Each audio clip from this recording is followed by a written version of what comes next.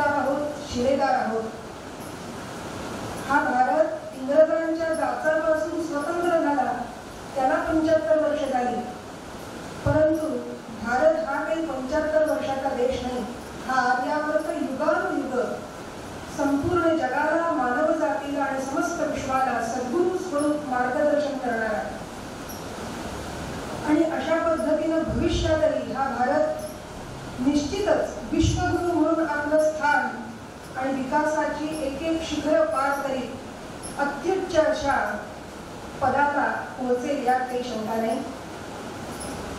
मग ह्या अशा औचित्यानं आपण काय बरं चिंतन करावं असा एक विषय होता. हे माझं व्याख्यानाचं 4थं वर्ष आहे. आपण संत संगती, भक्ती, कर्तव्य, वर्णाश्रम असे विविध विषय पाहिले.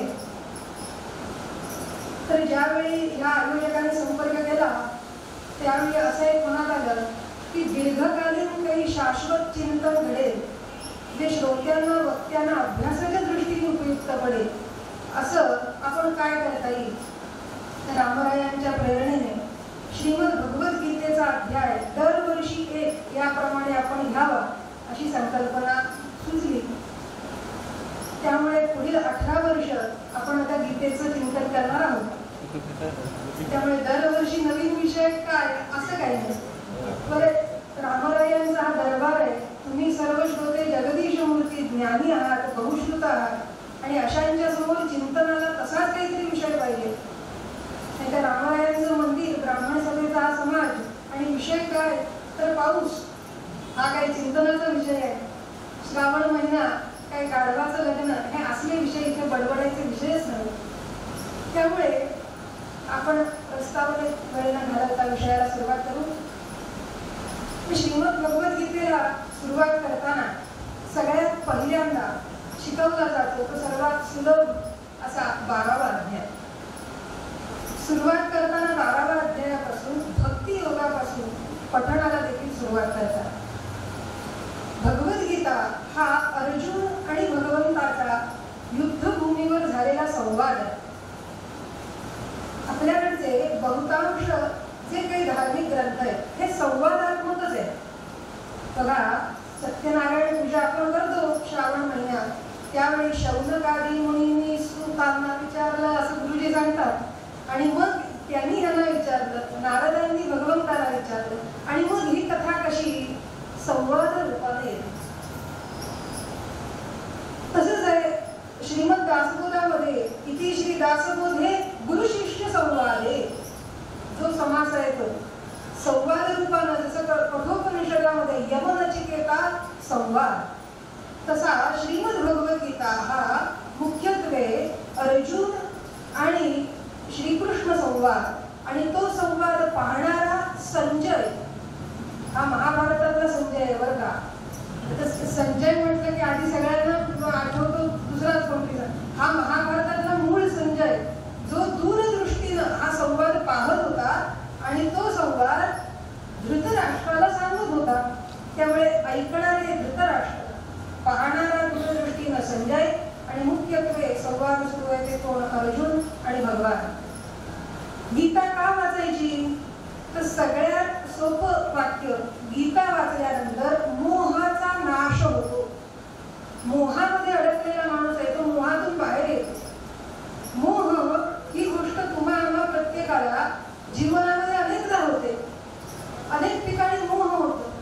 मोह म्हणजे काय तर आपल्या वाट्याला आलेल्या कर्तव्यापासून च्युत होऊन म्हणजे बाजूला होऊन एखाद्या विषयाची ओढ लागणे आणि त्याची आस मनाला होणे आणि अजून अजून हव्यास त्या विषयाचा वाटणे म्हणजे मोह आहे. कर्तव्य आणि मोह म्हणजे आईनं लहान बाळाचं पालन करणं हे तिचं कर्तव्य आहे. पण बाळ मोठा झाला तरी सुद्धा त्याच्या लहान लहान गोष्टींमध्ये प्रयत्नपूर्वक आपला हस्तक्षेप करणं हा झाला मोह आहे. जेवला असेल का नाही, झोपला असेल का नाही, आता तो लग्न होऊन मोठा झाला, दुसरीकडे राहायला गेला, पण आई इथं दिवस रात्र झुलत असते. कशानं? कर्तव्यानं नाही, मोहानं. आणि पुत्राचा मोह. तसे अनेक मोह जीवनात होतात. हा मोह अर्जुनाला रणांगणावर गेल्यावर झाला आणि अर्जुन म्हणायला लागला की मी काय तरी युद्ध वगैरे करणार नाही. हे समोर आलेले कोण शत्रू का आहे? अहो ते माझे सगळे बांधवच आहेत. हे माझे गुरुजी द्रोणाचार्य आहेत, कृपाचार्य आहेत, हे समोर पितामह भीष्म आहेत आणि सगळे चुलत भावंड आहेत माझी. हे काय युद्धभूमी नाही, हे मी युद्ध करणार नाही, मी संन्यास घेऊन चाललो असं अर्जुन ज्यावेळी बडबडायला लागला आणि भगवंताला सांगायला लागला की हे मी करणार नाही युद्ध, त्यावेळी भगवंताने त्याला जो काही केला ती म्हणजे श्रीमद भगवद्गीता. आणि त्याचा मोहनाश झाला ती गीता ऐकून आणि तो कर्तव्याला प्रेरित झाला. कर्तव्याने घडतो माणूस जाणून पुरुषार्थ. हा उपदेश गीतेतून मिळतो. तर सुरुवात करूया 12वा अध्याय भक्तियोग. तर ह्या अध्यायामध्ये आपल्याला भगवंतांनी एकूण 20 श्लोक दिलेले. त्या 20 पैकी 19 श्लोक हे भगवंताच्या मुखात आहेत आणि सगळ्यात पहिला श्लोक हा अर्जुनानं विचारलेला आहे. आणि अर्जुन म्हणतो, सुरुवात होते संवादाला 12व्या अध्यायात, एवं सततयुक्ता ये भक्तास्त्वां पर्युपासते ये चाप्यक्षरमं व्यक्तं तेषां ये योगवित्तमाः. अर्जुन म्हणाला, भगवंता अशा पद्धतीनं तुझी भजन, पूजा, ध्यान या प्रकारे सगुण उपासना करणारे भक्तही आहेत आणि तुझ्या निर्गुण निराकार रूपाचं ध्यान करून भक्ती करणारे हे निर्गुणाचे उपासक आहेत. सगुणाचे उपासक आणि निर्गुणाचे उपासक यामध्ये तेषां के योगवित्तमाः, त्याच्यात योगवित्तम कोण, सर्वश्रेष्ठ कोण आहे असा प्रश्न अर्जुनाने विचारला. आणि भगवंतांनी एका वाक्यात त्याचं उत्तर पुढच्या श्लोकात दिलेलं आहे. श्री भगवान उवाच, मय्यावेश्य मनो ये मां नित्ययुक्ता उपासते श्रद्धया परयोपेतास्ते मे युक्ततमा मताः. ते मे युक्ततमा मताः, तेच मला सर्वश्रेष्ठ भक्त वाटतात. कोण? श्रद्धया परयोपेतास मय्यावेश्य मनो ये मां, जे माझ्यामध्ये मन ठेवून, मयी आवेश्य माझ्यामध्ये मनाला आवेश्य करून माझ्यातच मन लीन करून श्रद्धेनं, परमश्रद्धेनं जे माझी उपासना करतात, सगुणाची उपासना करतात, ते मला सर्वश्रेष्ठ वाटतात. निर्गुणाची उपासना करणारं मग कनिष्ठ का? असं नाहीये. पण निर्गुण उपासना कठोर आहे, कठीण आहे. म्हणून पुढच्या श्लोकात लगेच म्हणाले, क्लेशोधिकतरस्तेषां. क्लेश म्हणजे कष्ट, अव्यक्तासक्त चेतसा. अव्यक्त असणाऱ्या निर्गुणामध्ये जे आसक्त आहेत त्यांना कष्ट अधिक आहे. आणि सगुणाची उपासना करणाऱ्यांना भगवंत सुलभ साध्य आहे. सगुण आणि निर्गुण हा मूळ विषय आहे पहिल्या श्लोकाचा. एकदा गंमत अशी झाली, एका गावामध्ये एक भिक्षेकरी भिक्षा मागत फिरत होता आणि त्याचा असा नियम होता की जो माझ्या प्रश्नाचं उत्तर देईल त्याच्याकडनंच भिक्षा घ्यायची. प्रत्येक घरातून भिक्षा नाही घ्यायची. जो ज्ञानी आहे, माझ्या प्रश्नाला उत्तर द्यायला पात्र आहे, जो बरोबर उत्तर देईल त्याच घरातनं भिक्षा घ्यायची. म्हणून हा भगवती भिक्षांदेही करत फिरत असताना एका घरासमोर आला आणि त्या घरामध्ये एक आजी आपल्या नातवाला घेऊन खेळत होती. 5-6 वर्षाचा नातू. आणि त्यांचा असा संवाद चाललेला. तो नातू म्हणाला, आजी आज मी काही वरण भात जेवणार नाही, मला काहीतरी चांगलं करून दे. आजी म्हणाली, बरं बाळा, काही हरकत नाही, तुला की नाही आज मी बदामाचा शिरा करून देते. अशी आजी मुलाला सांगत होती. तो म्हणाला, वा वा, शिरा मिळणार तर. म्हणून हा नाचायला लागला. मग आजी चुलीजवळ गेली, रवा भाजायला सुरुवात केली. खमंग असा रवा भाजला, तुपामध्ये बदाम तळले, तो सगळा शिरा सागर संगीत तयार केला आणि इतक्यात हा भिक्षेकरी दारात आलेला. आणि तो म्हणाला, भगवती भिक्षांदेही. आजी म्हणाली, महाराज आत्ताच मी नातवासाठी शिरा केलाय, देवासमोर नैवेद्याला ठेवला आणि तुम्ही आलात, तर तुम्हाला शिरा भिक्षेमध्ये दिला तर चालेल का? का तुम्ही कोरडीच भिक्षा घेता? तुमची काय पद्धत आहे? ते म्हणाले, छे छे, मुळात आधी मी भिक्षा अशी घेतच नाही. माझ्या प्रश्नाचं उत्तर जो देईल त्याच्याकडनंच मी भिक्षा घेतो आणि घेतली तर कोरडी घेतो. मी दुसऱ्याकडे शिजवलेलं घेत नाही. ती म्हणाली, बरं, जशी तुमची इच्छा. म्हणून तिने तो नैवेद्य भगवंताला अर्पण केला आणि एका वाटीमध्ये बाळाला शिरा दिला. आणि तिने केलं काय, कोरडी भिक्षा हवी म्हणून आपल्या मुठीमध्ये मुठभर बदाम आणले. बघा, बदामाची भिक्षा ही तुम्हाला प्रवचनातच ऐकायला मिळेल. आणले मुठभर बदाम आणि त्या भिक्षेकरासमोर उभी राहिली आणि म्हणाली, आता आता विचारा, बघूया तुमचा प्रश्न काय तो विचारा. आणि भिक्षेकराने विचारलं, माय सगुण श्रेष्ठ की निर्गुण श्रेष्ठ? हा प्रश्न विचारल्यावर आजी हसली आणि म्हणाली, महाराज, तुमच्यासारख्या ज्ञानी तपस्वी जनांकरता हे बदाम खायला योग्य आहे, पण माझ्यासारख्या लहान लाडक्या नातवाला बदाम काही पचायचे नाही, त्याला बदामाचा शिराच द्यायला हवा. काय म्हणाली आजी? म्हणाली, अहो, हे जे बदाम आहेत की नाही, हे कठोर आहे, चावायला कठीण आहे, ज्याचे दाढा वज्रासारखे आहेत, स्वतः चावून खाऊ शकतात, ज्याची पचनशक्ती उत्तम आहे, त्यानं कच्चे बदाम चावून खावे. पण लहान त्या 5-6 वर्षाच्या नातवाला 2-4 पेक्षा अधिक बदाम कच्चे दिले तर पचायला कठीण जाऊ शकतात, पोट बिघडू शकतं. म्हणाली, महाराज, हे जे बदाम आहेत की नाही, हे जसे नुसतेच कठोर नाही आहेत, तर हे रसहीन आहेत. रसहीन म्हणजे त्यामध्ये काही रस नाहीये. जसा मधुर, कटू, आम्ल हे अनेक रस आहेत, यातला एक काही रस नाही त्यात. पण माझा जो शिरा आहे की नाही बदामाचा, तो मधुर आहे, त्यामध्ये रस आहे, त्यामध्ये साखरेची गोडी आहे. ती गोडी ह्या बदामात नाही. नंतर म्हणाले, महाराज, अहो, हे बदाम खाण्याकरता सुद्धा पात्रता लागते. जसं मी म्हटलं, लहान बालकाला देऊ शकत नाही, त्यामध्ये रसही नाही. मग तुम्ही मला सांगा, आता मी तुम्हाला प्रश्न विचारते, बदाम श्रेष्ठ की बदामाचा शिरा श्रेष्ठ? असं म्हणाल्यावर त्या महाराजांना समजलं की ही आजी काही साधी नाही. आणि ते म्हणाले, माय, तू खरी ज्ञानी आहेस, तुझ्याकडनं मला शिरा घ्यायला सुद्धा हरकत नाही. आणि नमस्कार केला आजीला. तिनं सांगितलं काय, बदाम हे निर्गुण भक्तीचं प्रतीक आहे. तरी सुद्धा हा दृष्टांत कुठे लटका पडतो की बदाम हा डोळ्यांना दिसतो, हातानं स्पर्श करता येतो, बाकी सगळ्या गोष्टीमध्ये तो रसहीन का असेना, पौष्टिकतेला उत्तम आहे. तसा शिरा देखील पौष्टिकतेला उत्तमच आहे.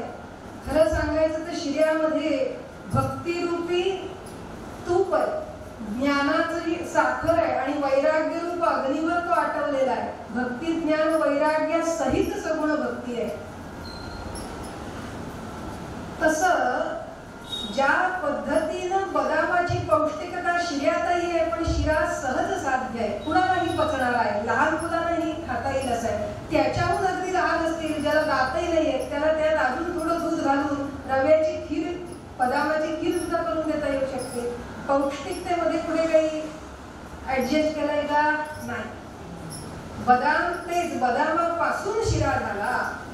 अगदी त्याप्रमाणे हाच न्याय लावला तर निर्गुणातून सगुणाची उत्पत्ती आहे. पण निर्गुण डोळ्यांना दिसत नाही, ते अव्यक्त आहे, ते अक्षर आहे, ते आम्हाला भासत नाही, आमच्या कल्पनेच्या पलीकडे, मनबुद्धी अगोचर आहे. मनाची सीमा जिथं थांबते त्याच्याही पलीकडे निर्गुण आहे. त्याची कल्पना तरी काय करणार?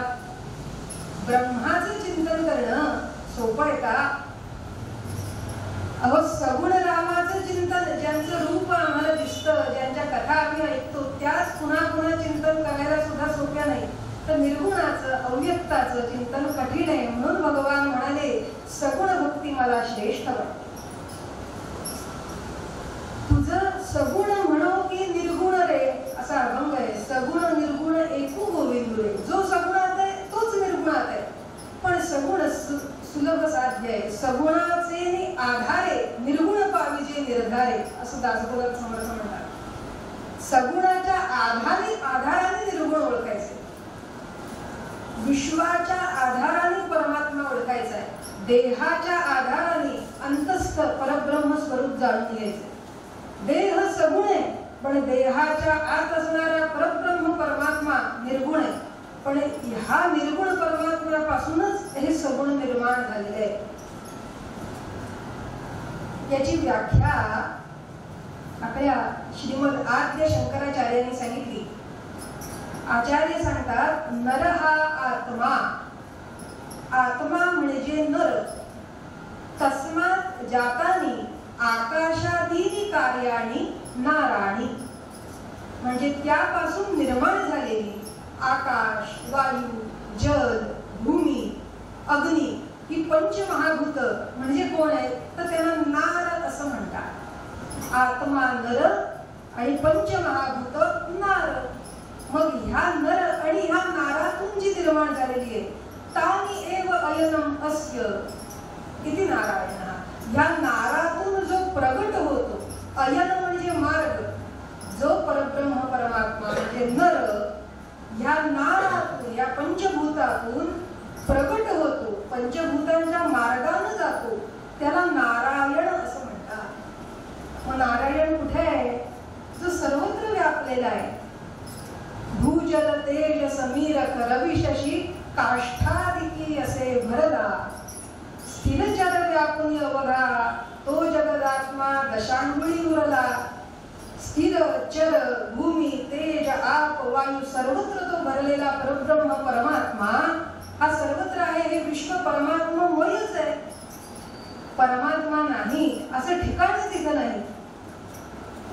मग हे विश्व निर्गुणातून कसं निर्माण झालं तर निर्गुण आत्मा म्हणजे नर याच्यापासून आकाश निर्माण झालं. आकाशात वायू, आकाशापासून वायू निर्माण झाला.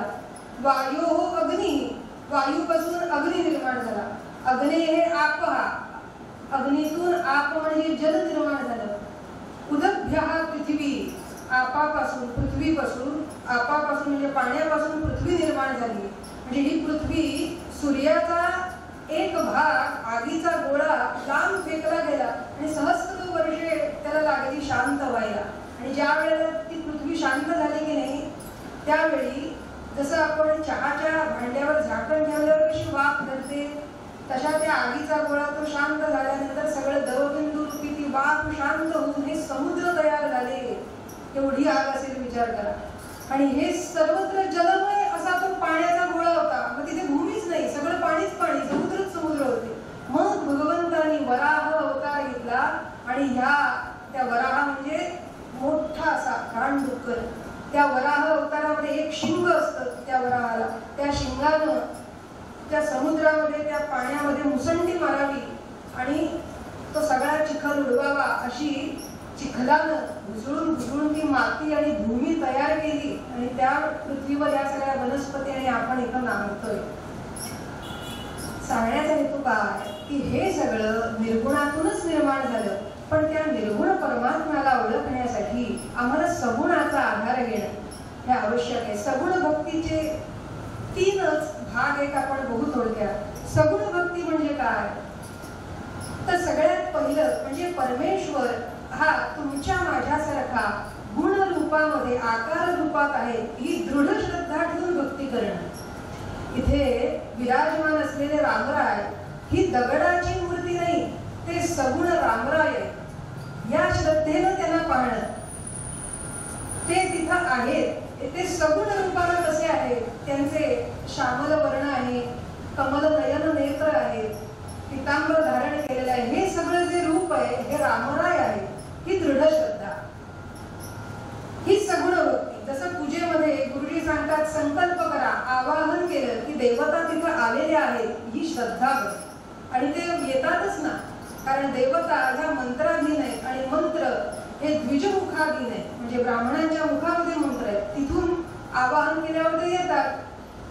सांगण्याचा हेतू काय की सगुण भक्ती म्हणजे पूजा अर्चादी, भजन, ध्यान, भगवंताचं रूप, नामस्मरण हा एक मार्ग. दुसरा प्रकार म्हणजे समस्त चराचर विश्व हा परमेश्वरच व्यापून आहे. त्यामुळे विष्णुमय जग, वैष्णवांचा धर्म, भेदाभेद भ्रम अमंगळ ही सगुण भक्ती. हे समस्त विश्व विष्णुमय आहे. आणि तिसरी सगुण भक्ती म्हणजे गुणांची उपासना. भगवंताचं ध्यान करताना तो भगवान कसा आहे? महाधीर गंभीर पूर्ण प्रतापी असे रामराय आहे. ते एकवचनी एकवाणी आहे. एकवचनी एकवाणी एक पत्नी शय्या ऐसो प्रभू छांडके हम पाऊन तू भजू भैया असं तुलसीदास विचारतात. त्यांचे गुण ही सगुण, सगुण गुणांच्या आधारे भक्ती ही सगुण. मय्यावेश्य मनोयेमा नित्ययुक्ता उपासते श्रद्धया परयोपेतास. नुसती श्रद्धा नाही, परमश्रद्धा, परयोपेतास तेमे युक्ततमामताः असं भगवान म्हणाले. पुढे लगेच म्हणतात क्लेशोधिकतरस्तेषां. क्लेश म्हणजे कष्ट. तेषां त्यांना अधिकतरः क्लेशः. कुणाला? अव्यक्तासक्त चेतसा. जे अव्यक्तामध्ये आसक्त आहेत त्यांना भरपूरच कष्ट होतात. आपण बघितले बदाम खाणं कष्ट आहे, नको वाटते दोनापेक्षा जास्त. पण शिरा अनेक जण खाणारे असतात की नाही आवडीने. अव्यक्तासक्त चेतसा. अव्यक्ता ही गतिर् दुःखम देहवद्भिरवाप्यते. जे अव्यक्तामध्ये आसक्त आहेत ना त्यांची दुःखमय गती होते. त्यांना कष्ट होतात, खूप त्रास सहन करावा लागतो. बघा, आपलं जे मन आहे त्या मनाला कामना करणे हा अंगभूत गुण आहे. मन कधी स्वस्थ नाही राहत, काही ना काहीतरी कल्पना आणि कामना करत असतं. तशी ही सृष्टी सुद्धा ब्रह्मदेवाच्या कामनेतून निर्माण झाली. यथा पूर्वमकल्पयत. जी पूर्वी होती तशी त्यानं कामना पुन्हा केली आणि ते कामनेतून इच्छा प्रकट केल्यानंतर ही सृष्टी झाली. तसं माणसाचं मन हे अखंड कामना करत असतं. आणि जी आम्ही कामना करतो ती आज ना उद्या कधी ना कधी सत्य होते. भले तिला 1 वर्ष लागेल, 10 वर्ष, 2 जन्म लागतील, 84 लाख योनी फिराव्या लागतील, पण केलेली इच्छा अर्धवट राहिली असं कधी होत नाही. त्यामुळे इच्छा करताना साधकाने इतकं सावध असलं पाहिजे की मी जो इच्छा करत आहे, ज्या ज्या इच्छा, त्या सगळ्या इच्छाच्या फेऱ्यातून मला फिरावं लागणार आहे. म्हणून भगवान म्हणाले मय्यावेश्य मनोयेमान. ज्याचं मन माझ्याकडे आवेश्य आहे, माझ्यात गुंतलेलं आहे, म्हणजे ज्याच्या समस्त इच्छा या भगवंताविषयी फिरत आहेत, भगवंताविषयीच्याच इच्छा आहेत, त्याला भगवान त्या इच्छा पूर्ण करून अखेर भगवंताचीच प्राप्ती होणार आहे. जर भगवान सोडून इतर कुठल्या इच्छा केल्या तर त्या इच्छांची प्राप्ती होईल. मग अशा कुठल्या इच्छा कराव्या की ज्या करून जेणेकरून जन्ममृत्यूचा फेरा न वाढता भगवत प्राप्ती सुलभ होईल. तर साधी गोष्ट आहे, भगवंताचीच कामना करावी. म्हणून मय्यावेश्य असं त्याने शब्द वापरला. माझ्यामध्ये ज्यांचं मन आहे. पुढे जाऊया. संनियमेंद्रियग्रामं सर्वत्र समबुद्धया ते प्राप्नुवन्ति मामेव सर्वभूत इते रतः. हा श्लोक सुद्धा भगवंतांनी निर्गुण भक्ती करत असलेला की जे निर्गुणाची भक्ती करणारे तपस्वी योगी गुणी कोण आहेत की नाही ते आपले समस्त इंद्रिय देह यांच्यामध्ये संनियम करून नियम, दमन आणि संयम या दोन्ही प्रकारे समस्त देहावरती आपल्या योगद्वारे अगदी देहाला स्वतःच्या अधीन करून सुद्धा जे निर्गुणाचे चिंतन करतात त्यांना सुद्धा ते शेवटी कुठे येतात? ते प्राप्नुवन्ति माम एव. ते मलाच येऊन मिळतात असं भगवान म्हणाले. आणि मग सगुणाचे उपासक असतात त्यांचं काय होतं? तर भगवान म्हणतात तेषाम अहम समुद्धरता मृत्यू संसार सागरात. बघा, जे निर्गुण उपासक आहेत ते मला येऊन मिळतात असं म्हणाले. आणि जे सगुण उपासक आहेत, जे भगवंताला कोणी बाप म्हणताय, कोणी माय म्हणताय, भगवंताची करुणा मागताय, भगवंताच्या कथा ऐकण्यात दंग आहेत, अशांकरता भगवान म्हणतात तेषाम अहम समुद्धरता मृत्यू संसार सागरात. हे स्वतः संसार सागर कसा कसा पार करून पलीकडे पोचतात आणि ह्या भगवंताच्या भक्तांकरता भगवान स्वतः सागर ओलांडून येतो आपल्याला कडेवर उचलून न्यायला. म्हणून मृत्यू संसार सागरात तेषाम अहम समुद्धरता. मी त्यांचा उद्धार करतो असं भगवान म्हणाले. स्वतःच्या कर्तृत्वाने उद्धार नाही, भगवंताच्या कृपेने उद्धार. भवानी नचिरात पार्थ मय्यावेशित चेतसा. ज्यांचं चित्त चेतस माझ्यामध्ये आवेश्य आहे, माझ्यामध्ये अखंड लीन झालेलं आहे, त्यांच्याकरता मी स्वतः संसार सागर पार करण्याकरता येतो. म्हणून आपल्या संतांच्या ज्या कथा आहेत की नाही, आपण बघतो की ज्यावेळी सावतोबा एकटे विहीर खणत होते, गावकऱ्यांनी त्यांचा मळा जाळला, विहीर बुजवली आणि हे सावतोबा आणि त्यांची पत्नी दोघ जण मिळून विहीर खणतायत. सोपं नाही श्रोते. ती विहीर खणायला पूर्वीची जी लोखंडी पहाड असते की नाही, ती मी नुसती उचलता येते का बघितली एकदा आमच्या गावाला. उचलता काय, त्याला हात सुद्धा लावता येत नाही, ती तसूभर हलत सुद्धा नाही उचलली तर. ती पहाड घेऊन दगड काढून विहीर खणणं केवढं कठीण काम आहे. एकटे खणत होते विहीर आणि त्यांनी दोघांनी मिळून विहीर खणली. ते काढलेले जे दगड असतात त्यांची सौ ते डोक्यावर उचलून वर नेऊन टाकत होती. असे खणत खणत ते खाली चाललेले विहीर. त्यावेळी चमत्कार असा झाला की पंढरपुरामध्ये भगवंताला घाम आला आणि भगवंताला इतका घाम यायला लागला की सगळे गुरुजी घाम पुसायला लागले. पण भगवंताचा घाम काही 4 दिवस थांबेना. मग भगवंताला आंघोळ घालायला सुरुवात केली पंढरपुरात. आंघोळ घातल्यावरती पाहतो तर काय चमत्कार की ते पाणी आंघोळीचं गोमुखातून तीर्थ म्हणून बाहेरच येईना, ते तिथल्या तिथेच जिरायला लागलं. ते तिथल्या तिथे पाणी जिरतंय, गोमुखातून तीर्थ येत नाही, भगवंताला घाम येतोय. हा काय प्रकार आहे, कुणाला काही समजेना. आणि पाहतो तर असा चमत्कार घडला की त्याच्या पुढे काही दिवसातच सावतोबांच्या विहिरीला पाणी लागलं. आणि मग ज्ञानेश्वर महाराज आदी सगळ्या संत मंडळींना लक्षात आलं की भगवान हे सावतोबांच्या मळ्यात आहेत. आपण सगळ्यांनी आलेली पंढरपुरातली दिंडी पुन्हा अरडगावला सावतोबांकडे सगळे वारकरी मंडळी घेऊन गेले आणि तिथं भगवंताचं दर्शन झालं. सांगण्याचा हेतू असा, तेषाम अहम समुद्धरता, केवळ मृत्यू संसार सागरात नाही, त्यांच्या जीवनातील अडीअडचणींना सुद्धा भगवान स्वतः उद्धार करून येणार आहे. पहा ना, सावतोबा एकनिष्ठेनं भगवंताचं नाम घेऊन विहीर खणतायत म्हटल्यावर भगवंतानं इथं अभिषेकाचं होणारं पाणी जणू काही तीर्थरूपानं तिथं प्रगट केलेलं आहे. असे संतांच्या जीवनातले अनेक प्रसंग याचं उदाहरण सांगतात. तर आपण श्लोकाच्या आधाराने आणखी पुढे जाऊया की हे जे पहिले 8 श्लोक अशा पद्धतीने सगुण निर्गुण चर्चा झाली. मग भगवंतांनी पुढच्या 4 श्लोकामध्ये 9, 10, 11, 12 या 4 श्लोकात असं सांगितलं की आता तू काय करशील अर्जुना. तर सरळ सरळ आज्ञा करतात भगवान, मय्येव मन आधत्स्व मयि बुद्धी निवेशय निवसिष्यसि मय्येव अथ ऊर्ध्वं न संशयः. माझ्यामध्ये मन ठेव, माझ्यामध्ये बुद्धी ठेव, मग तू माझ्यातच निवसिष्यसी, निवास करशील, यामध्ये काही संशय नाही असं भगवान म्हणाले. काय कर, माझ्यामध्ये मन आणि बुद्धी ठेव अशी आज्ञा केली अर्जुनाला. मग पुढे सांगतात, पण हे जर जमत नसेल तर अर्जुनाला म्हणजे तुम्हा आम्हा प्रत्येकाला सांगतायत की माझ्यामध्ये मन ठेव, माझ्यामध्ये बुद्धी ठेव. पण मन आणि बुद्धी अखंड भगवंताच्या चरणी राहणं कठीण आहे. अथैतदप्य शक्तोसी कर्तुमद्योगमाश्रिता आहे. जर तुला जमत नसेल तर काय करशील, तर माझ्यामध्ये मन ठेवण्याचा, माझ्याविषयी इच्छा करण्याचा, कामना करण्याचा अभ्यास कर असं म्हणाले. अभ्यास योगेन ततो मामिच्छाप्तुं धनंजय. माझ्याविषयीच्या इच्छा करण्याचा अभ्यास कर. आधी सगळ्यात पहिलं सांगितलं मनबुद्धी माझ्यात ठेव, जमत नसेल तर मन माझ्यात राहण्याचा अभ्यास कर. पुढे म्हणाले हेही जमत नसेल, अभ्यासेप्य असमर्थोसी, अभ्यास करायला सुद्धा तू समर्थ नसशील तर मत कर्म परमो भव, तर माझ्यासाठी कर्म कर.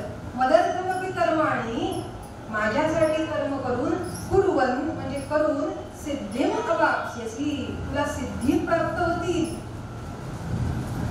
माझ्यासाठी अभ्यासही जर तुला करता येत असेल तर जे काही तुझ्या वाट्याला आलेलं कर्म आहे ते तू माझ्यासाठी कर अर्जुना.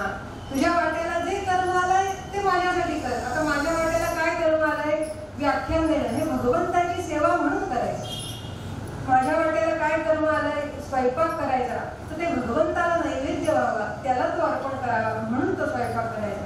माझ्यासाठी काय कर्म आलंय, सगळं घर झाडून घ्यायचं, म्हटलं ही भगवंताची सेवा आहे, हे भगवंताचं घर आहे.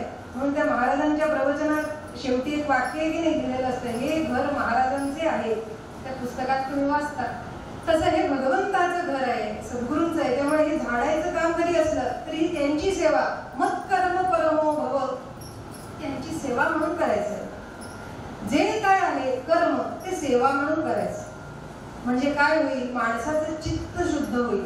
बघा ना, सगळ्यात जास्ती भांडाभांडी जी होतात ना ती कर्मावरूनच होत असतात. माणसांच्या जीवनात बघा, ऑफिसमध्ये सुद्धा काम करणारी माणसं हे तू कर की मी कर, काम चुकारपणा करण्याकडे माणसाचा एक असं असतं लक्ष की जेणेकरून आपलं काम टळो, कसं एकदाच लवकर बाहेर पडता येईल.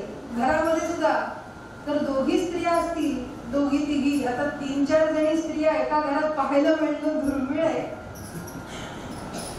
म्हणजे दोघी तिघी जावा कोण काय नणंद जाऊ सगळ्या जर एकत्र असतील तर एकीनं पोळ्या करा, एकीनं भाजी करा, असं काहीतरी करून दिलं तर माझं काम सुद्धा दुसरं कोणी केलंच तर बरं, आज माझं डोकंच दुखतंय, आज काय बरं वाटत नाही, असं करण्याचे कारणही बरेच असतात, जेणेकरून आपलं काम टळो.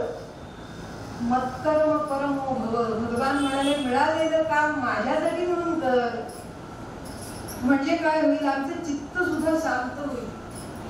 कर्माची एक गंमत आहे बरं का. कर्म कसं करावं तर त्याला 4 अंग आहेत. त्या कर्माला कर्मठतेची जोड पाहिजे की हे असंच झालं पाहिजे, याचा आग्रह पाहिजे. घर आपलं नीट नेटकं स्वच्छ असलं पाहिजे, आग्रह पाहिजे, त्याला काय म्हणतात कर्मठता. ती जर नसेल तर काय कुठेही काही ठेवा, पुस्तकं त्याच्याच बाजूला भांडी घातली, तिथेच कपड्यांचा चोळामोळा टाकलेला आहे, असं होईल, कसं दिसेल. कर्मठता पाहिजे कर्माला. दुसरा गुण सांगितला कर्माचा की ते तत्पर झालं पाहिजे. केलं तर केलं, थोड्या वेळाने करू, ह्याला अर्थ नाही, तत्पर पाहिजे कर्म. तिसरा गुण सांगितला एकनिष्ठेनं केलं पाहिजे. आज केलं उद्या नाही केलं असं करून उपयोग नाही, रोज एकनिष्ठता पाहिजे. आणि चौथा गुण की ते कर्म भगवंताला समर्पित केलं पाहिजे, त्यामध्ये मीपणा असता नाही.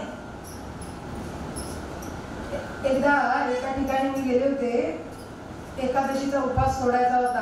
1:30 वाजले हो, पण अजून काही जेवणाचा पत्ता नाही. स्वस्त होतं. तर त्या आजी होत्या, सासूबाई वृद्ध होत्या, त्या त्यांच्या खाटेवर बसलेल्या म्हणाल्या, सुनबाई अगं आमटीला फोडणी घालतेस ना, त्या आपल्याकडे आल्यात कीर्तनकार, त्याला जेवण दिलं नाही तर म्हणतील कीर्तनच सांगतील. तर ती म्हणाली, सासूबाई म्हणाल्या मी कॅन्डी क्रशचा खेळ खेळते, माझं हे लेव्हल पूर्ण होईपर्यंत मला काही सांगू नका. जर मी जिंकले तरच फोडणी झाली, जर मी हरले तर माझा मूड ऑफ झाला तर मी करणार नाही, असं तिनं सांगितलं. त्या सासूबाई म्हणाले, बरं बरं असं म्हणतेस, जर हरलीस तर त्यांनाच सांगू तुम्ही आपली फोडणी घालून घ्या, काय असेल तर तुम्ही करून घ्या. तत्परता हा गुण आपण बघतोय. एखाद्याला पाणी मागितलं देतो हा असं म्हणून जर अर्धा तास दुसरा मनुष्य फोनमध्ये चॅटिंग करत बसला तर नंतर दिलेल्या पाण्याला काय अर्थ आहे का. ते कसं पाहिजे, तत्पर झालं पाहिजे. हे गुण जर अंगी आले तर नंतर आपण भगवंताला ते अर्पण करणार आहोत ना, देवाला नैवेद्य दाखवायचा. 2 वाजले 3 वाजले 5 वाजले मग कधीतरी आपलं डाळ भात पटकन पाणी पिळून दाखवलं, याला काय अर्थ आहे का. अगं तो वेळेत दाखवला पाहिजे. म्हणून पुंडलिकानं जी सेवा केली ना आई वडिलांची, त्यात तो बरोबर माध्यान्हाला सूर्य येईल त्यावेळी भिक्षा आणून आंघोळ करून स्वयंपाक करून देवाला दाखवून अर्पण करून आई वडिलांची पानं वाढून तयार असायचा. कधी माध्यान्हाला सूर्य येईल त्यावेळी पानं वाढलेली असायची. तत्परता आहे. आणि 1 दिवस 2 दिवस नाही, वर्षानुवर्ष एकनिष्ठेनं केलं. एकनिष्ठेने कर्म करणं. आपण कर्म करतो, कधीतरी वर्षातनं एकदा गणपती येतात, घर झाडणं स्वच्छ करणं सजावट करणं, अगदी मोदक करायला सगळी मंडळी सगळं आपण करतो ना. पण कधी वर्षातनं गणपती 5 दिवस आहेत, इतर दिवशी तशाच तन्मयतेने केलं जातं का, एकनिष्ठतेने केलं जातं का. प्रत्येक जण तत्पर असतोच ना. आम्ही आयुष्यात कधीच तत्पर नव्हतो असं नसतं, कधी ना कधीतरी तत्परतेने केलेलं असतं, कधी ना कधी एकनिष्ठ झालेलं असतं. पण ते सातत्य राखणं कर्मामध्ये आणि ते कर्म समर्पण करणं हे महत्वाचं आहे. कर्माचं समर्पण महत्वाचं. नाही तर माणसं सगळं करतात आणि करून झाल्यावर म्हणतात मी होते म्हणून हे वेळेत झालं, नाही तर कुणी केलं नसतं, झालं गेलं सगळं कर्म. एवढं जे काही कर्म चांगलं केलेलं आहे त्यावर पाणी पडलं. कशामुळे, मी आला म्हणून. मीपणा याचा उपयोगी नाही, म्हणून समर्पण सांगितलं. एकदा गंमत अशी, एका काकूंकडे मंगळागौर होती मंगळवारी, आणि ह्या बसलेल्या असतात ना सवाशिणी, 1 2 नाही 25 30 बोलवल्या होत्या. आणि त्यांना सांगितलं सगळ्यांनी भरपूर खायच्या पुरणपोळ्या, रात्री चांगलं नाचायचंय म्हणाल्या. म्हणून ह्या सगळ्या जणी आल्या आणि 25 काय आपापल्या मैत्रिणीला घेऊन आल्या. भरपूर गर्दी हो घरामध्ये. सगळीकडे त्या काकून इकडे पंगत वाढू तिकडे पंगत वाढू असं करून घाई घाई घाई नुसती दाण दाण पंक्ती वाढल्या. माणसं जेवली. त्या मला विचारते तुमची काही घाई आहे का? म्हटलं माझी काही घाई आहे. मग तुम्ही जरा नंतर बसा. म्हटलं हरकत नाही. पण परत झाल्या, दुसरी पंगत झाली, तिसरी पंगत, सगळं झालं तर सगळी माणसं जेवून गेली. पण त्या म्हणाल्या खुश म्हणाल्या आता सगळे जेवले, आता फक्त आपण दोघीच राहिलो. म्हटलं हरकत नाही बसूया. आता एकदाच तुमचं काही ते पान वाढते आणि मग मी जेवायला बसायला मोकळी. म्हटलं ठीक आहे. म्हणून त्यांनी पान वाढायला सुरुवात केली. भरपूर भाजी, 2-3 वाट्या आमटी, एकदम 2-3 वाट्या ताक, तिथेच वाढलेलं भात. एकदा तर म्हटलं अहो काय करताय, एवढं काय वाढताय? एकदाच पान वाढते मग मी बसायला मोकळी. परत त्यांनी केलं. आल्या म्हणाले ह्याच्यातच पुढे पुरणपोळी ठेवू का? म्हणाले एकदाच वाढलं की मी बसायला मोकळी. मी बस म्हटलं हे बघा काकू हे पान घ्या, तुम्ही एकदा काही ते बसून मोकळ्या व्हा आणि झालं तर मीच तुम्हाला वाढते. आणि काय कुठे हातावर वाढणार का काय? हे सगळं भरल्यानंतर सगळं छान केला, कार्यक्रम उत्तम झाला. पण एकदाच सगळं करते मग मी बसायला मोकळी. हा मी कुठे गेला नाही. तो मी जो आहे ना तो समर्पणामध्ये भगवत चरणी गेला. मीपणा जो आहे. मग हे सगळं केलं कुणी? तयारी आणली कुणी? हे मी केलं. मी आहे म्हणून आहे. मी 10 दिवस घरात नसेल तर काय अवस्था करतात बघा बाकीचे लोक. त्यामध्ये काय झालं? मी आला. मी असता उपयोगी नाही. म्हणून समर्पण. मत्कर्म परमो भव. माझ्यासाठी कर्म कर, भगवंतासाठी म्हणून करायचं. जनाबाई आपल्या गोवऱ्या थापायच्या बरं का. आणि त्या गोवऱ्या थापल्यानंतर एकदा एका बाईने केलं काय लबाडी, त्यांच्या गोवऱ्या चोरल्या, पोत्यात भरून द्यायला लागली. त्यामुळे अगं असं काय करतेस? माझ्या गोवऱ्यात तू नेल्यास, मी भरपूर थापल्या होत्या, एवढ्याच कशा भरल्या, तू चोरून दिल्यास. ती म्हणाली बाई माझ्याच आहेत त्या. म्हणाली शेणावर काही नाव लिहून नाही काय तुझं? असं विचारलं. त्या जनाबाईनं वाटलं इतकं गोवऱ्या थापून झाल्या आणि आता ही घेऊन जाते, आता काय सांगावं.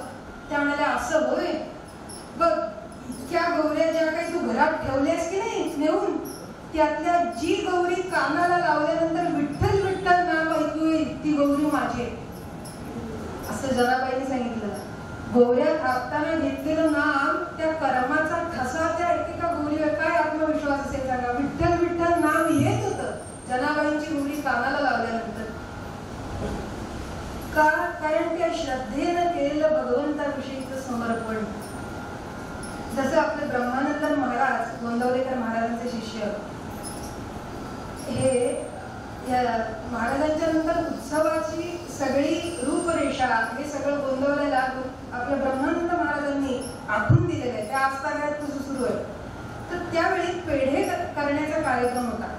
म्हणजे भरपूर दूध असं आणायचं आणि छान असा आटवून त्याचे पेढे करायचे, खवा वगैरे घालून साखर, आणि ते हाताने असे पटापट वळायचे छोटे छोटे पेढे. त्यामुळे हा पेढे करायचा कार्यक्रम होता. आणि ब्रह्मानंद महाराज पेढे वळायला बसले आणि त्यांनी वळलेल्या पेढ्यावर आपोआप राम असं उमटत असे. इतकं नाम महाराजांनी घेतलं की पेढा वळला आणि ठेवल्यानंतर त्यावर असं राम लिहिल्यासारखं उठत असे. लिहत नसत कोणी, पण हा परिणाम भगवंताविषयी अनन्य श्रद्धेनं घेतलेलं नाम आणि केलेलं समर्पण आहे.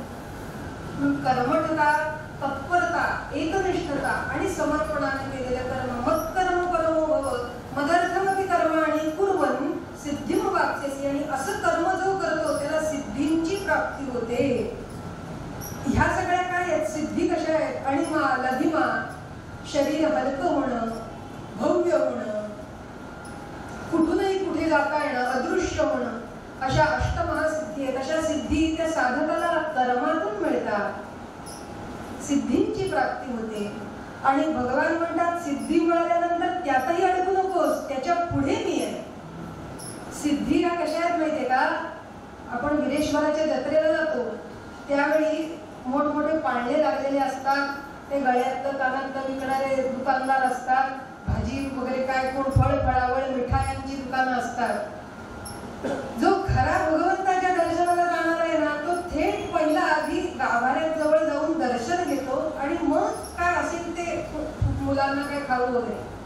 पण जे जत्रेची मजा म्हणून घ्यायला जात आहेत आणि जायचंय, गर्दी ओसरली ते इतकंच कळसाला नमस्कार करून असं जे जाणारे आहेत छबिन्याचे जे प्रेक्षक, ते काय करतात, आधी पाळण्यात बसून घेऊन, आधी आणखीन काय मिठाई घेऊन, आधी काय दागदागिरी घेऊन ते त्याच्यात अडकतात. मग जाऊ ते म्हणाले, गर्दीच ओसरत नाही, भरपूर लाईन आहे, तिथे दर्शनाला जाण्यापेक्षा नंतर जाऊ, विरेश्वर कुठे जातो इथेच आहे. हे काय झालं, भगवंतापर्यंत जाण्याकरता मध्ये वाटेत जे सापडलं त्यातच गुंतून पडले. तसं साधकाला परब्रह्म परमात्म्याची प्राप्ती होण्याच्या आधी ह्या ज्या काही सिद्धी आहेत ना, त्यात जर अडकून पडलो तर परमात्मा दूर राहील. म्हणून सिद्धीत न अडकता त्याला कसं व्हावं, कुठला भक्त मला प्रिय, हे सांगताना भगवंतांनी 13 ते 20 या श्लोकामध्ये सांगितलेले. भगवान 13व्या श्लोकात सांगतात भक्ताची लक्षणं. मला कुठला भक्त आवडतो तर अद्वेष्टा सर्वभूतानां मैत्र करुण एवच निर्ममो निरहंकार समदुःख सुखक्षमी. ह्या श्लोकापासून अगदी 19व्या श्लोकापर्यंत त्यांनी भक्ताची विशेषणं सांगितली. सगळ्यात पहिलं अद्वेष्टा, सर्वभूतानां अद्वेष्टा, जो द्वेष रहित आहे, अद्वेष्टा, तो मला आवडतो. भक्ताचं पहिलं लक्षण की त्यानं कुणाचाही द्वेष करू नये, कुणाचाही, सर्व भूतांना, कीट पतंग मुंगी किडा डोळे कुत्रा मांजर गाढव गाय ढेकूळ कोणी असो, अगदी सगळी माणसं झाली, सगळ्या जाती पगड माणसं असतील, सर्व धर्मांची असतील, सर्व भूतांना अद्वेष्टा, द्वेष करता उपयोगी नाही भक्ताने, तो अद्वेष्टी असावा. कुणाचाही त्यानं द्वेष मत्सर करता नये.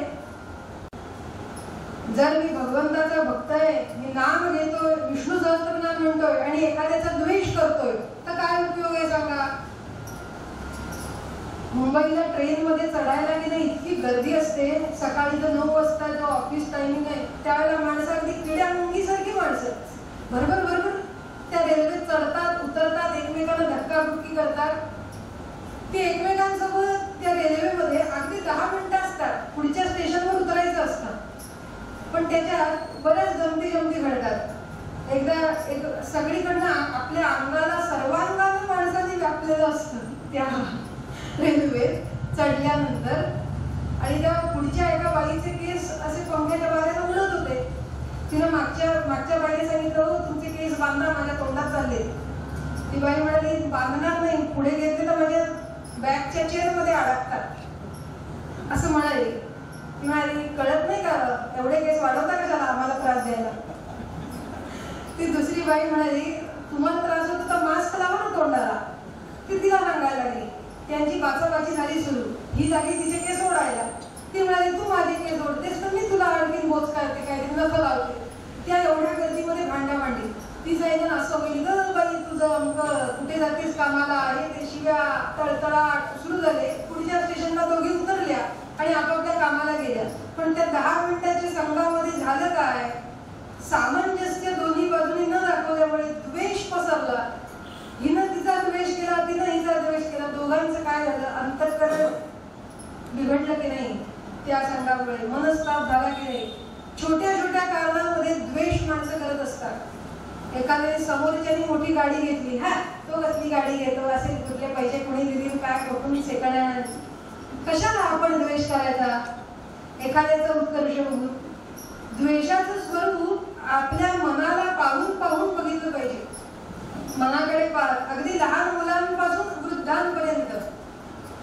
काही ठिकाणी बघा तुम्ही, द्वेष हा इतक्या मोठ्या प्रमाणात दिसतो की आता गणपती मंडळं असतात, ती मोठमोठी मंडळं, तुमचा गणपती जेवढ्या उंचीचा त्याच्यापेक्षा आमचा गणपती फुटभर तरी अजून उंच. तुम्ही ढोल ताशा वाजवतात तर आम्ही त्याच्यापेक्षा मोठा ढोल ताशा वाजवतो. तुम्ही दोघेही गणपतीच उपासक आहात ना. मंडळ स्थापन का केली, माणसांना एकत्र आणायला केली ना, का एकमेकांमध्ये द्वेष पसरवायला केली.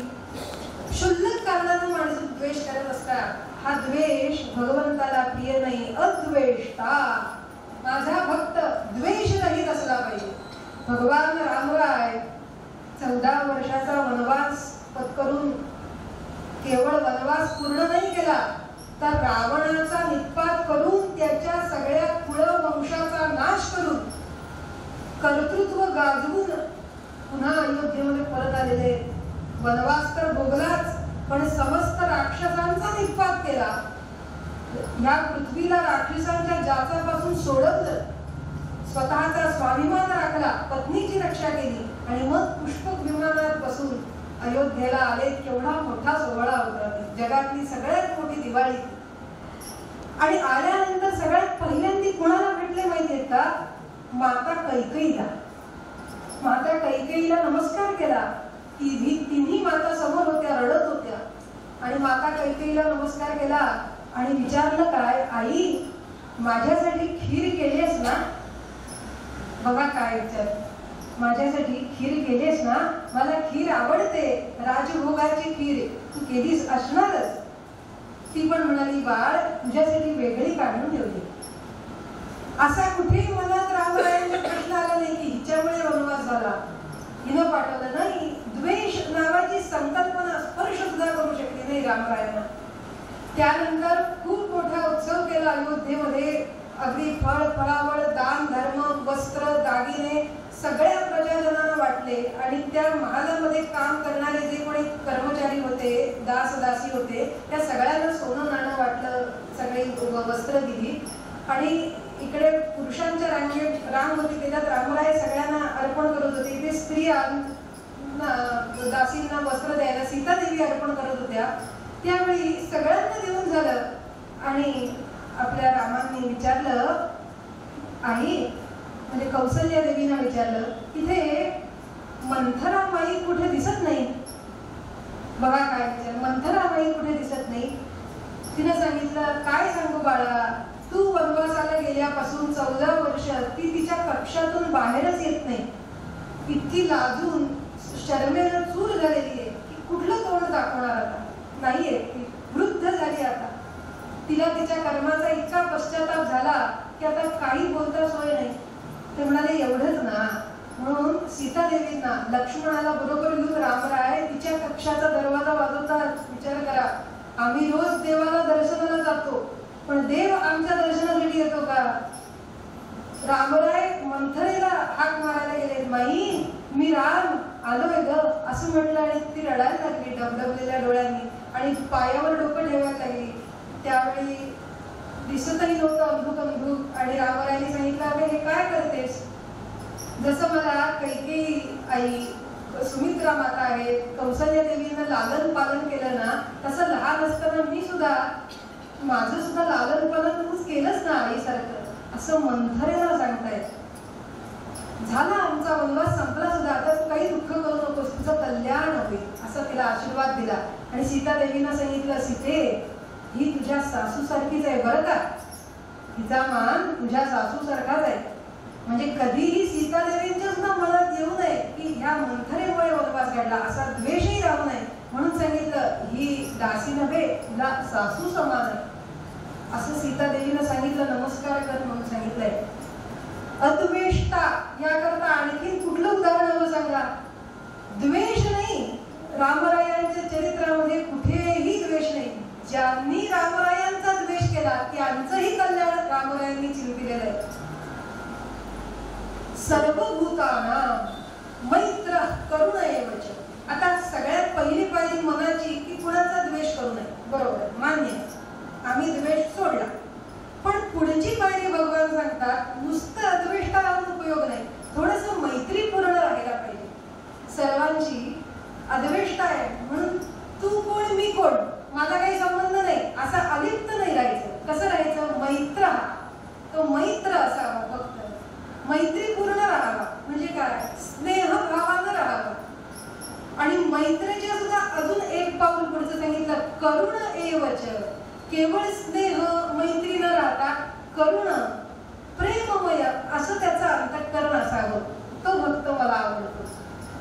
मैत्र म्हणजे स्नेहभावानं राहणं हे आपल्या पूर्वीपासून संस्कृतीमध्येच असतं. अलीकडे जीवन पद्धती सगळ्या गोष्टी बदलत बदलत खूप मोठी संक्रमण होत आहेत. पण मला एक चांगलं आठवत आहे, मी अगदी लहान असताना इथेच आमच्या अंगणामध्ये अनेक कातकर्णी येणाऱ्या जाणाऱ्या टोपली भरून येऊन बसायच्या, माझ्या आजीला हाक मारायच्या आणि आजी त्यांना म्हणायची, दमलीस काय, हे घे, तांब्यावर पाणी द्यायची. आपल्याकडे असलेलं काही जुनं पातळ म्हणा काय फटकूर तिला नेसायला देत असे. ती म्हणायची शिळी भाकर काय असेल तर दे. ती म्हणायची शिळी कशाला, ताजी आहे, ही घे. तिला काहीतरी भाकरी पोळी द्यायची खायला. त्यांचा आपला काही संबंध आहे का, असं नाही, स्नेह संबंध आहे. ती सगळी अशी कित्येक जोडलेली माणसं आजही माझ्या डोळ्यासमोर आहेत. त्या येणाऱ्या कातकर्णी नेहमी हाक मारायच्या. अगदी आम्ही लहान लहान मुलं आलेलो असायचो आजीकडे आणि त्या म्हणायच्या, पोरं आलेली आहेत ना म्हणून जांभळं आणले, काही करवंद आणले, पैसे घेणार नाही. इतर वेळी मी पैसे घेणार, पण हे पोरांसाठी आणलेले, हे घे वाटाभर करवंद. त्याचे अगदी बिटकीचे आंबे असतात लहान लहान, जे अगदी त्या जंगलातून निवडून आणलेले पडीचे आंबे वेगवेगळ्या प्रकारचे आणायच्या. हे काय आहे, हे मैत्र, हा मैत्रीपूर्ण स्नेहपूर्ण राहणे, स्नेहपूर्ण मैत्रीपूर्ण आपण सर्वांशी राहिलं पाहिजे. ती भक्तीच आहे, भक्तीचं स्वरूप आहे मैत्र राहणं.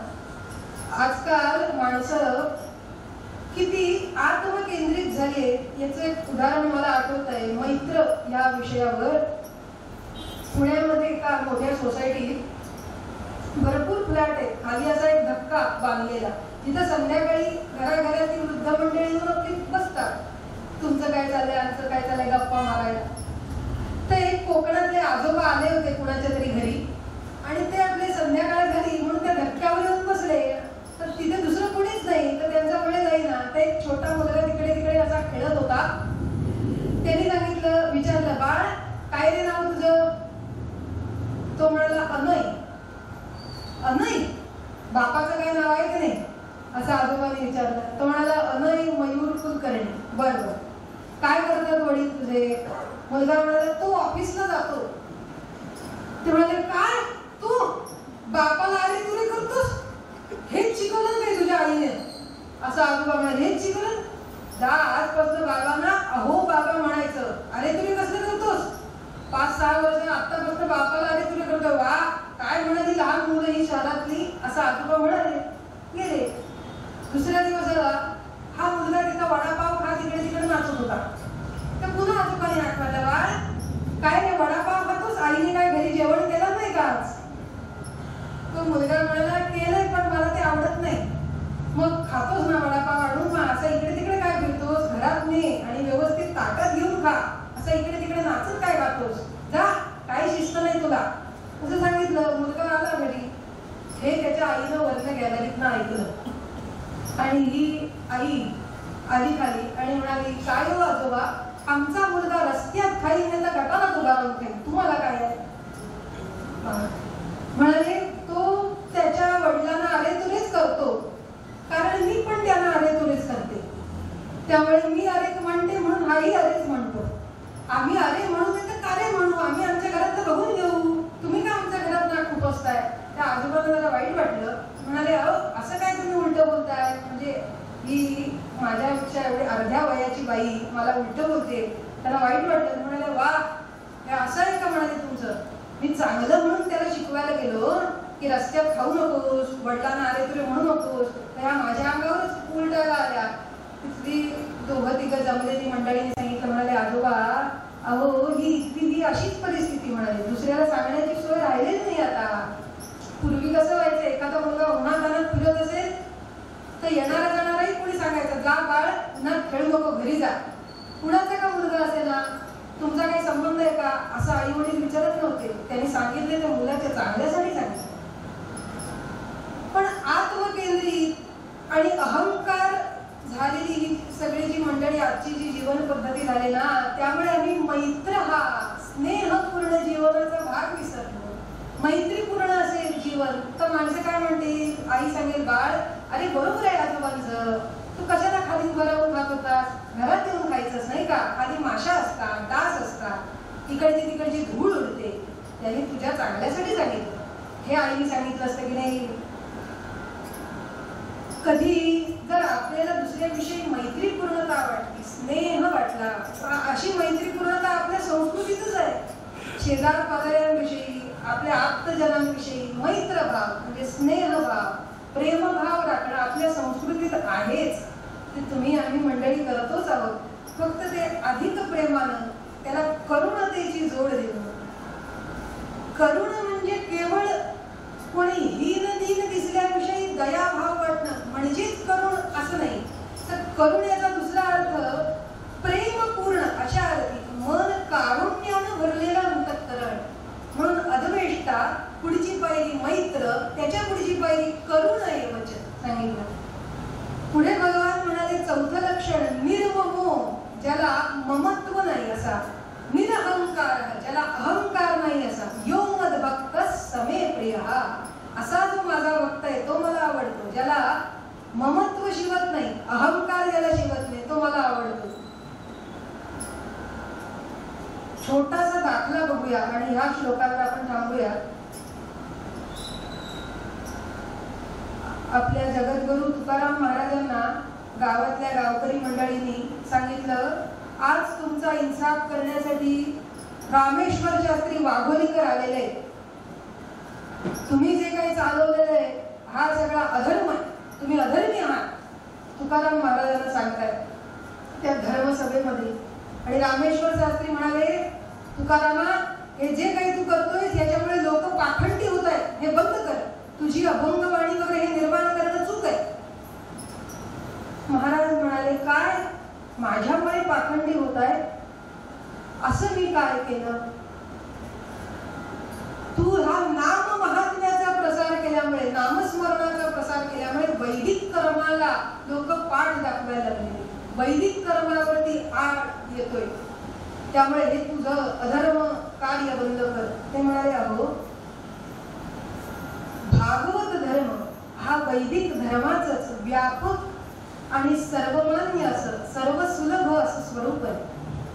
मी जे नाम महात्म्य सांगतोय हे कुणालाही व्यवहारी जनांना, येता जाता उठता बसता अगदी सर्वसामान्यातल्या सर्वसामान्यांनाही नाम घेणं सोपं आहे. पण वैदिक कर्म करण्याकरता यज्ञ यागादी कर्म, उपासना, उपास तापास, तपश्चर्या हे सगळं करण्याकरता विशिष्ट अधिकारच संपन्न व्हावं लागेल.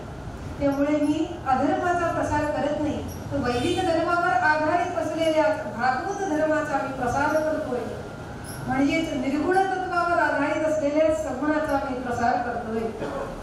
नाम महात्म्य तुझे अभंगातून सांगतोस, ही अभंगवाणी उद्यापासून करायची बंद कर असं सांगितलं. त्यावेळी महाराज बघा काय सांगतात.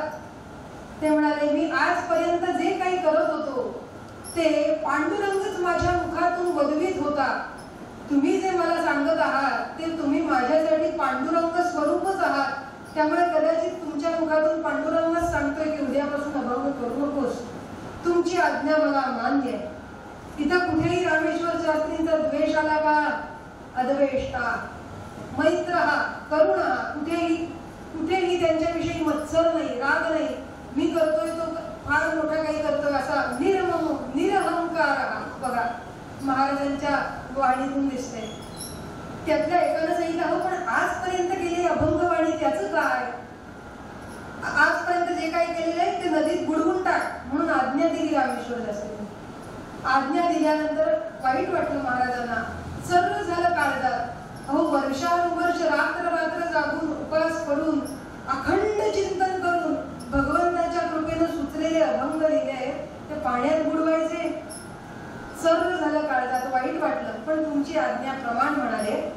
तिथले दोघे जण फार हौशी होते. ते म्हणाले, तू कशाला जातोस? आम्हीच तुझ्या वह्या तुला आणून देतो. म्हणून हे तला चालत यांच्या घरात आले आणि त्यांच्या बायकोला सांगितलं, वह्या द्या आम्हाला पाण्यात बुडवायच्या.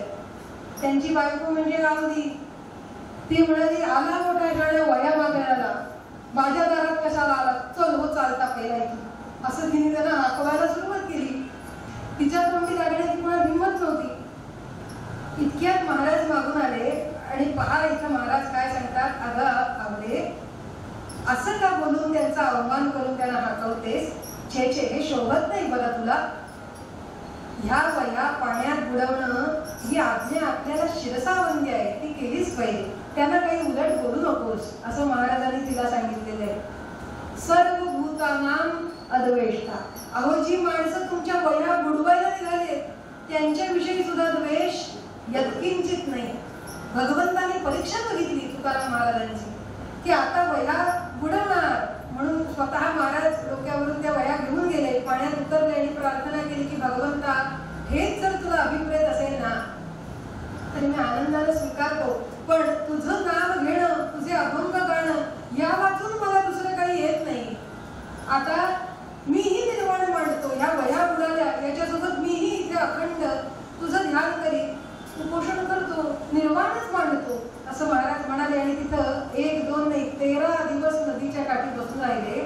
भगवंताने इथं त्यांची परीक्षा पाहिली तुकाराम महाराजांची की ह्या 13 दिवसामध्ये निर्ममो या वह्यांविषयीचे तरी ममत्व आहे का महाराजांच्या अंतःकरणात.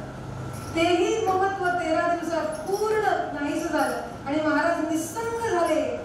निरहंकार समदुःख सुखक्षमी. दुःख होत होतं मनात की आता वह्या बुडतायत, पण ते 13 दिवसांनी ते दुःख आणि भगवंताच्या नामाचं सुख, ते सुख आणि दुःख सुद्धा समान चित्तामध्ये राहिलं आणि वह्या स्वतः वर तरंगत आल्या.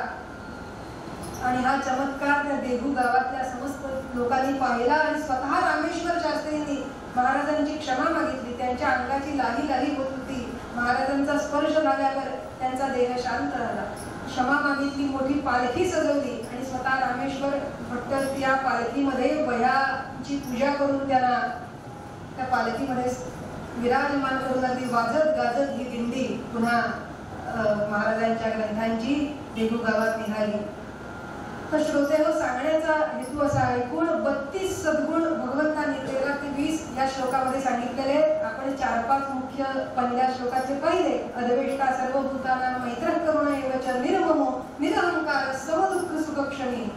पुढे म्हणाले संतुष्ट सतत योगी. असे सगळे सद्गुण होत होत शेवट भगवान सांगतात ये तु धर्म्यामृतमिदं यथोक्तं परिउपासते श्रद्धदाना मत्परमा भक्तास्ते तीव मे प्रियाः. ते भक्ताः मला मे अतीव प्रिया, मला खूप प्रिय आहे. कोण? हे जे इतकं सगळं सांगितलेलं धर्म्यामृतम, धर्म अमृत रूपी जो हा उपदेश केलेला आहे, यथोक्तम परी उपासते, ज्याची उपासना श्रद्धेनं करतात, श्रद्धदान माझ्यावरच्या श्रद्धेनं करतात, ते मला अतीव प्रिय आहे. म्हणून ह्या सद्गुणांचा अभ्यास आपण करावा. बरेच सद्गुण आहेत, ते सगळे वाचावेत. एका तासामध्ये एक अध्याय होणं शक्यच नाही. किमान त्या प्रत्येक अध्यायाची तोंड ओळख आपल्याला जर करता आली, त्यातून एखादा कुठला तरी शब्द जरी तुम्हाला मला कुठेतरी हृदयात धारण करता आला आणि त्याचं जर पुढे पठण झालं तर रामरायाच्या कृपेने हे चिंतन सार्थकी झालं असं म्हणूया. त्यामुळे हा 12वा अध्याय तुम्ही श्रोते जगदीश मूर्ती या सर्वांच्या समवेत रामरायांच्या चरणी सीता मातोश्री, श्री लक्ष्मण महाराज आणि आपले मारुतीराज या सर्वांच्या चरणकमली ही चिंतन सेवा अर्पण करूया.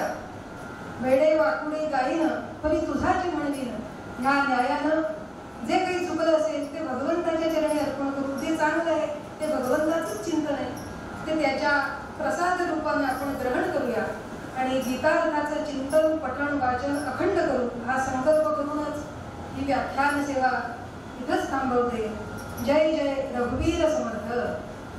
सदा सर्वदा योग तुझा घडावा, तुझे कारणी देह माझा पडावा.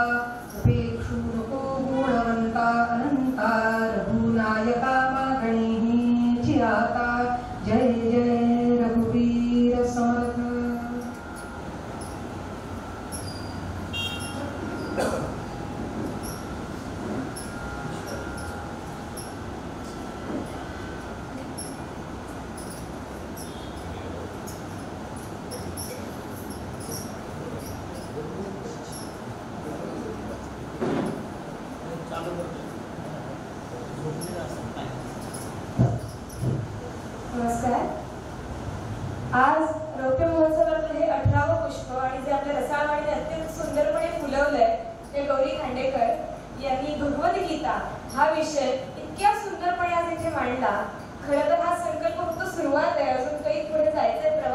क्रांती आहे आणि मोहापासून मुक्ती हा सुंदर विचार आज त्यांनी अमृत महोत्सवी स्वातंत्र्य दिनानिमित्त मांडलाय की असंही स्वातंत्र्य आपल्याला मिळावं, असा एक प्रवास त्यांनी आपल्यासोबत सुरू केलाय.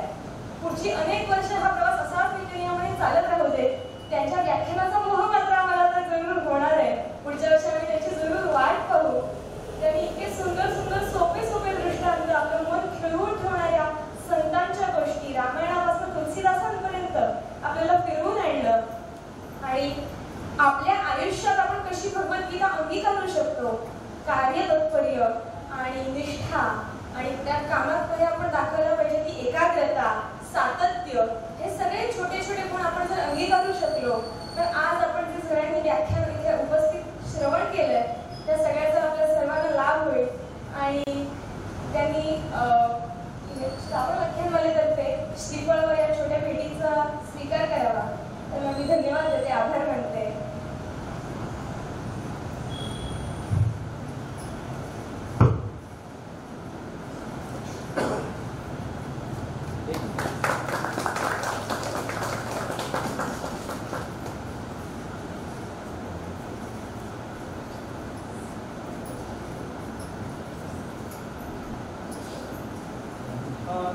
विश्वात्मा